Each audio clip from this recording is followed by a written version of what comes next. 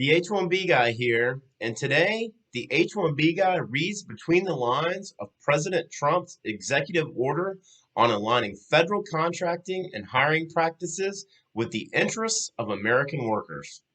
We'll cover the full order and then read between the lines and offer an opinion on each section at the end.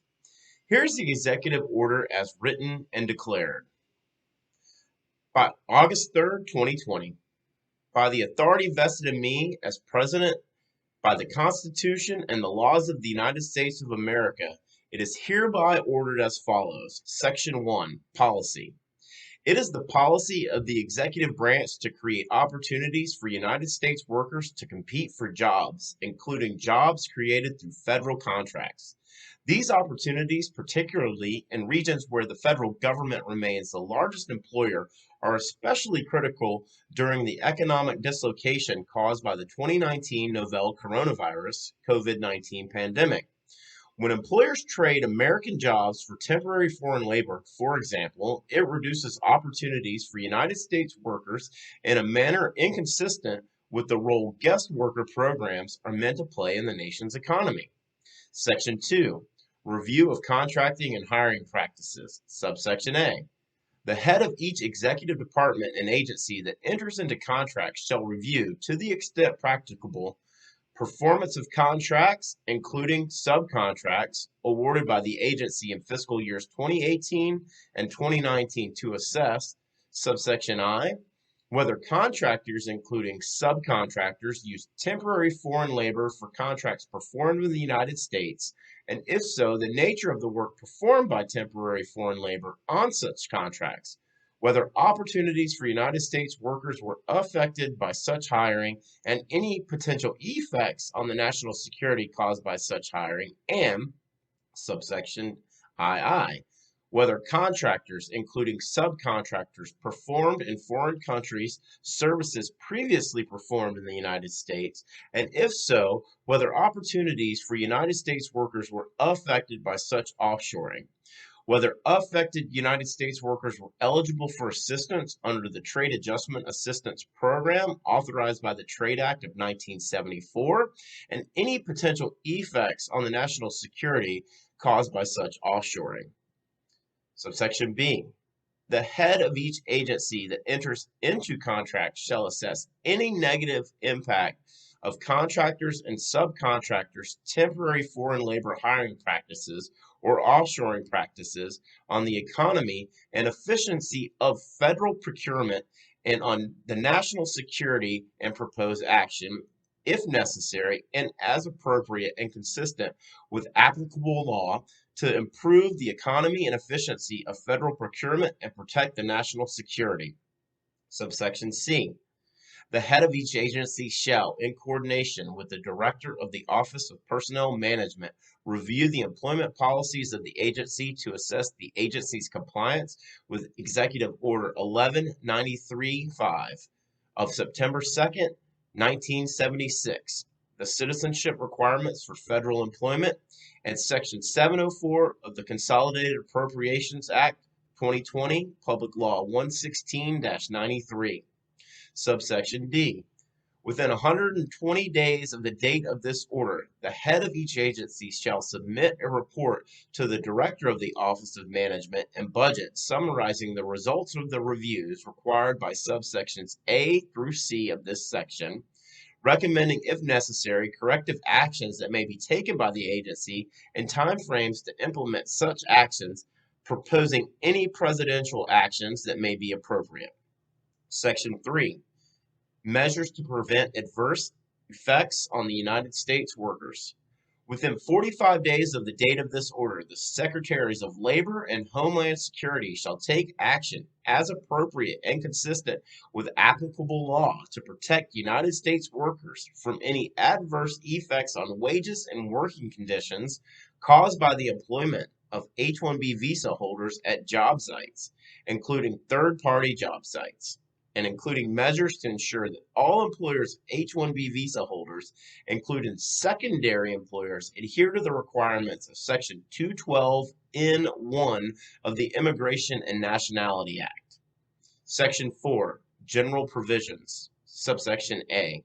Nothing in this order shall be construed to impair or otherwise affect, subsection I, the authority granted by law to an executive department or agency or the head thereof, or subsection II, the functions of the director of the Office of Management and Budget relating to budgetary, administrative, or legislative proposals. Subsection B, this order shall be implemented consistent with applicable law and subject to the availability of appropriations.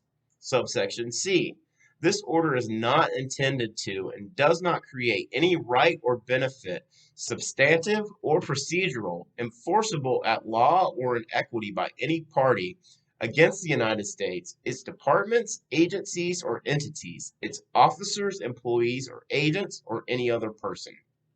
Signed, Donald J. Trump, the White House, August 3rd, 2020. So we're going to break each section out and read between the lines while we review this executive order. So we're going to start at the top with section 1, and that's where we see reference to U.S. workers competing for jobs, including federal contracts, particularly in regions where the federal government is the single largest employer. So let's think about like Virginia, D.C. area, for example. This section ends with the claim that employers trade American jobs for temporary foreign labor and it reduces opportunities for U.S. workers. I know there's a lot of folks on both sides of this debate, but you can see here that the president is point blank in this executive order claiming that American employers are trading jobs for U.S. workers for temporary foreign workers. Let's recall an article that we discussed on this channel written by Laura Huffman for the Houston Chronicle. That was back on the H1B Guy News on July 17, 2020. The title of the article was Opinion, Don't Suspend H1B Visas. Texas Needs Immigrants for Economic Recovery. If you remember, the key takeaway was that, quote, the visa holders targeted by the executive order back in the beginning of July are the key to the job growth. Every H-1B visa holder creates 1.83 American jobs, according to an analysis from New American Economy, NAE. This means a one-year freeze on these visas could result in a loss of 155,550 U.S. jobs. That's very interesting to see that if we start to target temporary foreign labor, restricting their entry, restricting their ability to work, it actually has a negative impact on the growth of American jobs. In section 2, we see the president make a significant call to action to each head of each executive department and agency, and that's to review their fiscal year 2018 and 2019 contracts. Subsection I directly targets the use of contractors and subcontractors who employed temporary foreign workers to perform work that affected the hiring of U.S. workers. So this is that great debate that we hear a lot about, that U.S. workers train their replacement, right? That's what this section is referring to. Subsection II addresses the use of offshoring, or what we may refer to sometimes as outsourcing, to perform roles that were previously performed in the U.S. So basically what this means is that roles that were performed previously in the U.S. by U.S.-based workers are now being shipped offshore. Subsection B requests an assessment from the head of each agency on the negative impact of temporary foreign labor hiring practices and offshoring practices for federal contracts. So bringing it all together, what's the impact of using temporary foreign labor here in the U.S.? What's the impact of offshoring? How does that impact American U.S. workers?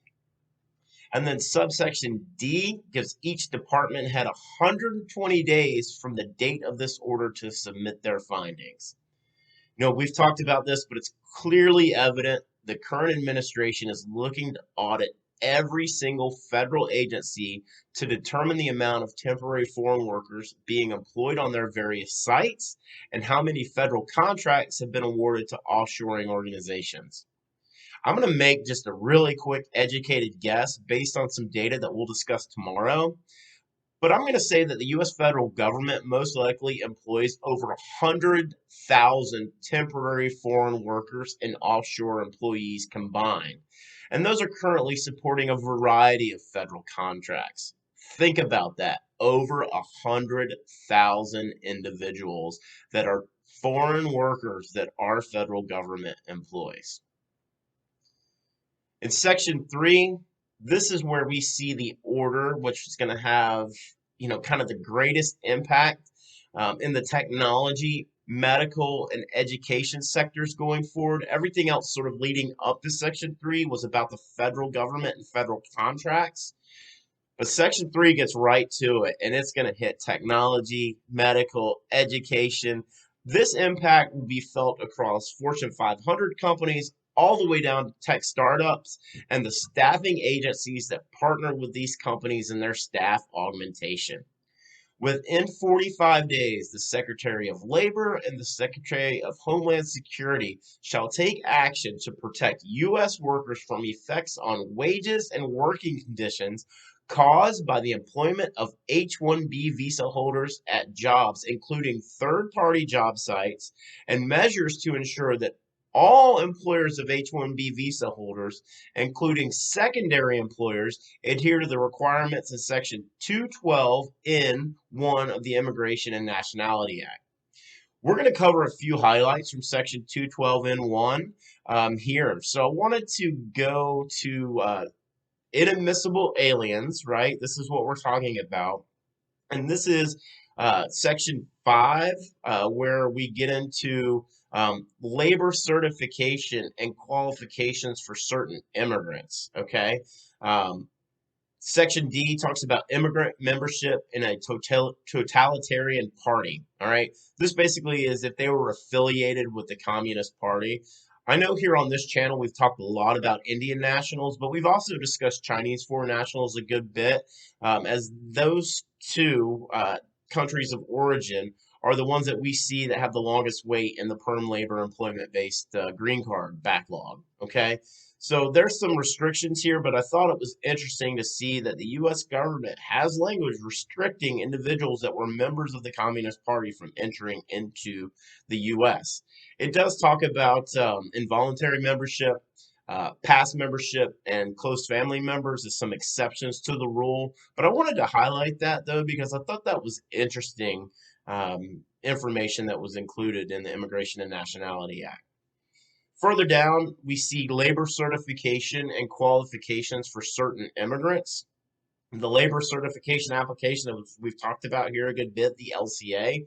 In general, any alien who seeks to enter the United States for the purpose of performing skilled or unskilled labor is inadmissible unless the Secretary of Labor has deemed and certified to the Secretary of State and the Attorney General that there are not sufficient workers who are able, willing, qualified, or equally qualified in the case of an alien described in the clause, and available at the time of application for a visa and admission to the United States, and at the place where the alien is to perform such skilled or unskilled labor, and the employment of such alien will not adversely affect the wages and working conditions of United States similarly employed workers, right? And then last, and this is the big one, and I'm sure some of you are aware of it and some of you are not, but that is Section 10, miscellaneous. Subsection F, suspension of entry or imposition of restrictions by President. Whenever the President finds that the entry of any aliens or of any class of aliens into the United States would be detrimental to the interest of the United States, he may, by proclamation, and for such a period as he shall deem necessary, suspend the entry of all aliens or any class of aliens as immigrants or non-immigrants, or impose on the entry of aliens any restrictions he may deem to be appropriate. Whenever the Attorney General finds that a commercial airline has failed to comply with regulations of the Attorney General relating to the requirements of airlines for the detection of fraudulent documents used by passengers traveling to the United States, including the training of personnel in such detection, the Attorney General may suspend the entry of some or all aliens transported to the United States by such airline. And this goes back to, really 9/11 and kind of all of the timeline of events that followed that, kind of the bottom half of that. But, just wow. It's really, really amazing. And it's been no secret the current administration has not been in favor of the H-1B visa since taking office. It's just not. It's not a surprise to anyone. But here we see it in the form of an executive order. So let's get to what this really means and the domino effect that it will have. As we've talked about a good bit recently on this channel, and that's USCIS's request of a congressional bailout due to being over budget. That budget includes extensive audit and fraud compliance departments. Here we see where that funding is going to be directed, cracking down on the LCAs for H-1Bs currently living and working in the U.S. They will do so in the form of increased site visits and maintaining the prevailing wage by conducting audit and compliance checks. If you are currently working as an H-1B on a third-party site, I want you to listen to me right now. I'm going to recommend that you go ahead and make sure that you have a copy of your certified LCA. Your LCA should have exact client worksite addresses and any other worksite addresses that you may be currently working from, including your residence. I'd also recommend your LCA to verify that you're receiving at or above the prevailing wage determination that's listed on the LCA. As we've been discussing on this channel, the relationship that exists between H-1B visa holders and offshoring options is very evident. It's very interesting to see the federal government conduct an audit on the previous 2 fiscal years to determine the amount of temporary foreign labor that's currently employed by the federal government here in the U.S. and offshore. The H-1B visa continues to remain in the crosshairs of the current administration. Add to this the highly debated and contested Senate Bill 386, and we find really legal immigration at the forefront of a lot of debates. And it's very evident we are in the midst of an immigration crisis. It's going to be very interesting to see how this plays out over the next 45 to 120 days, respectively. 45 days puts the findings of the Secretary of Labor and the Secretary of Homeland Security right in the middle of the 2020 presidential election debates, whereas the reports for each of the agencies' heads will be due in December after the election has taken place.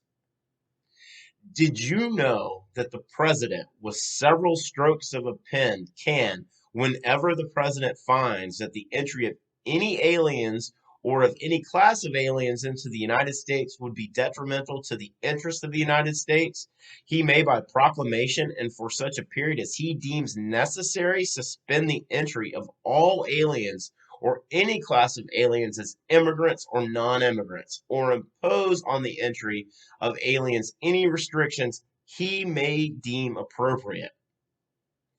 Really interesting to see this buried all the way down at the bottom of Section 212N1 of the Immigration and Nationality Act.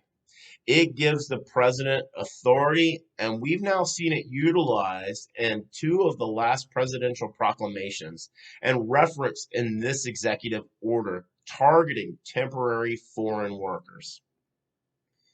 There is really a lot to digest here, but quick Cliff Notes version, which is simply under this current administration, with the global pandemic that is ravaging our economy, we continue to see a tightening of the restrictions surrounding highly skilled temporary foreign workers. While this may solve a short-term problem, the impact with this shift will be felt for years. Just go back to the 1.83 jobs created by every H-1B worker, right? So, what's your opinion on the executive order signed by President Trump on August 3rd, 2020? Leave me a comment down below. Let me know what you think. I'd love to hear from you. For the full post on the H1B Guy Reads Between the Lines, please check out the h1bguy.com. And also I wanted to mention, check back here tomorrow for a new video where we're going to discuss H1B workers by geographic area. It's a lot of interesting data and content I think you'll really like to see. So please, again, check back here tomorrow. And as always, if you like this video, give me a thumbs up, would really appreciate it. Please subscribe if you haven't already to the H1B Guy channel. Click the bell for notifications. Would really appreciate your support in doing so.